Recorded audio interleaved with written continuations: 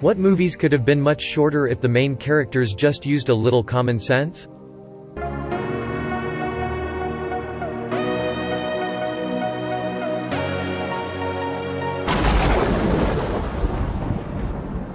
Tangled wouldn't have happened at all if Mother Gothel told Rapunzel that her birthday was on a different day. When Rapunzel asks to go see the lights, say no. If she keeps pushing, put up a fight but eventually concede and tell her you need to go into town to plan for the trip. While out, arrange for two thugs to attack Rapunzel about an hour away from the tower. Mother Gothel, having orchestrated this attack, manages to fight them off but gets fatally wounded in the process. Good thing Rapunzel can heal, right? She'd never ask to leave the tower again. Any horror movie. Don't go outside alone at night, call the police if there's a murder, and don't go to the haunted house. It's a good tell for whether or not the movie will be any good. I find the best horror movies are ones where the main characters aren't complete idiots. They exist few and far between, but they're gems. I felt The Crazies and Hell House LLC were great. The idea is the characters have to make the same decisions or even more clever ones than the audience would make. This way, as those action fail stop the killer monster, the audience feels the same sense of desperation and being trapped as the characters feel. If the characters make stupid decisions, you just end up rooting for the monster. Hush is a great example of a horror film with a main character who isn't stupid. That was actually going to be my go-to if someone asked for an example. Loved that movie. Most romance movies just talk to your so about the misunderstanding, and instead of saying, I can explain your side.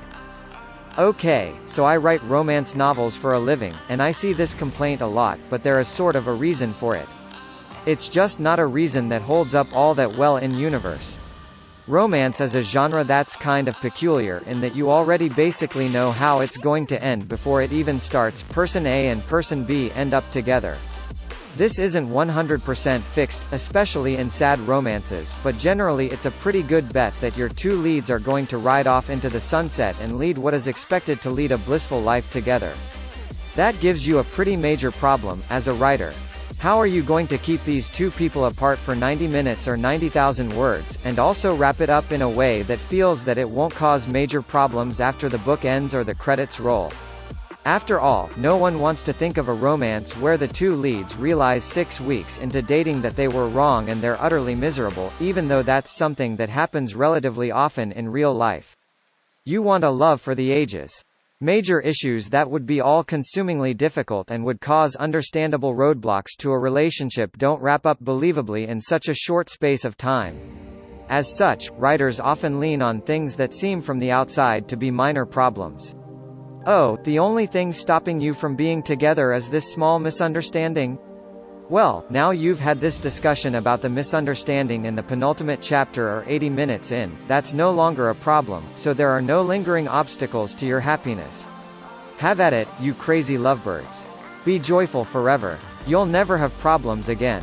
Is it realistic? No, not really, but it's the equivalent of an action movie, or a horror movie. Sometimes people need to make bad decisions for the pursuit of giving the audience the emotional catharsis or warm feelings that justified them buying a ticket in the first place. The "oh, shit, did you see that" explosions, or the thrills and chills when the axe murderer is stalking the last remaining teens around camp. You fucked up now. It's great when it works and you don't have to question it, but it can be a little like counting bullets. Sometimes you want gritty realism.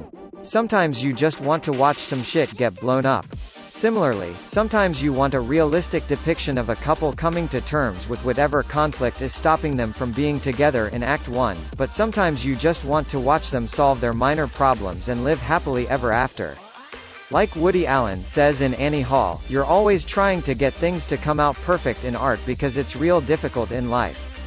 Solving easy problems can be a lot more satisfying in some cases than building up more realistic problems that cast a long, traumatic shadow.